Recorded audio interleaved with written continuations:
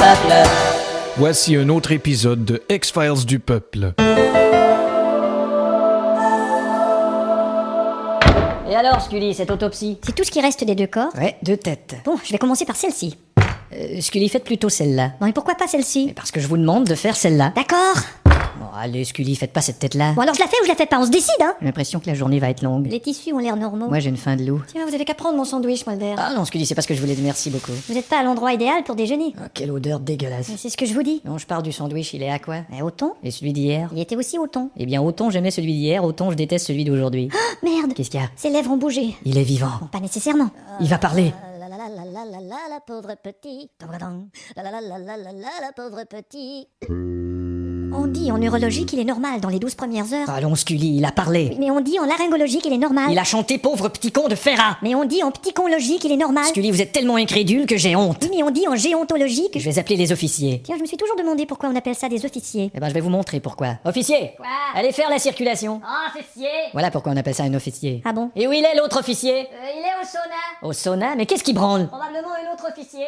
Mulder. Oui, Pelton Marg. Sur les lieux des 2 premiers meurtres, on a trouvé 2 fragments d'un disque de Toubitry. Donc le 3e fragment de disque de Toubitry serait sur les lieux du 3e meurtre. Ouais. Et ça ferait Ça ferait 3. une Toubitrylogie. Voilà. Et le nom de la première victime était Barbara. Ouais. Et j'ai rencontré un magicien qui dit avoir été l'amant de Barbara. Ouais. Qu'en déduisez-vous?